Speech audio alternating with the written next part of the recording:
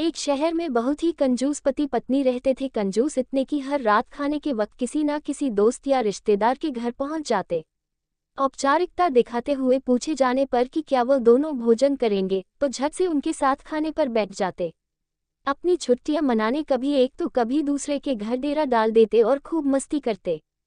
अपनी खातिरदारी करवाना और रोज नए नए पकवान की फरमाइश करना तो अपना हक समझते थे, लेकिन जब कोई उनके घर आने की बात करता तो कोई ना कोई वजह बता उन्हें टाल देते।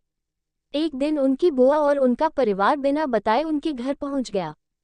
काफी देर तक गप्पे मारने के बाद कंजूस पति पत्नी को लगा कि अब तो रात का खाना खिलाना ही पड़ेगा, मगर उनका कंजूस मन उन्हें खर्चा करने से रोक रहा था। तभी पति को एक उपाय सूझा।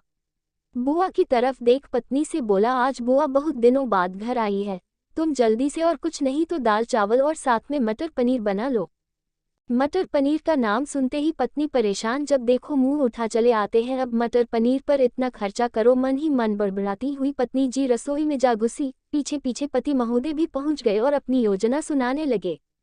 देखो, तुम सिर्फ दाल चावल बना लो, लेकिन इन्हें ऐसा लगना चाहिए जैसे हम इन्हें मटर पनीर खिलाना चाहते हैं। पत्नी की समझ में नहीं आया तो पूछा, यह कैसे होगा कि हम परोसे तो दाल चावल पर उन्हें लगे कि हम उन्हें मटर पनीर खिलाना चाहते हैं।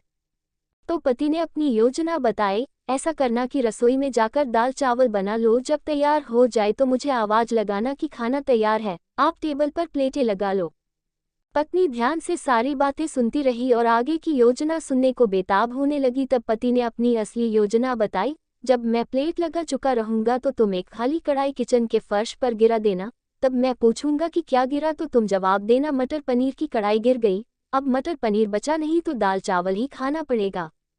योजना अनुसार पत्नी दाल चावल बनाने लग गई और कुछ देर बाद पति को आवाज लगाई, खाना बन गया है, आप टेबल पर प्लेटें लगा दो। पति उठा और अलमारी से प्लेट लेकर टेबल पर लगाने लगा।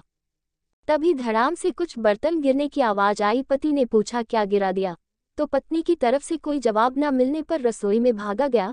रसोई में दाल का पतीला जमीन पर गिरा पड़ा था। दोनों पति पत्नी को मानो सांप सूंघ गया हो। जब दाल ही गिर गई तो मटर पनीर का बहाना भी फेल हो गया। बड़े ही दुखी मन से उनको बाजार से दाल और मटर पनीर मंगाना पड़ा और बुआ और उनके परिवार को परोसना पड़ा।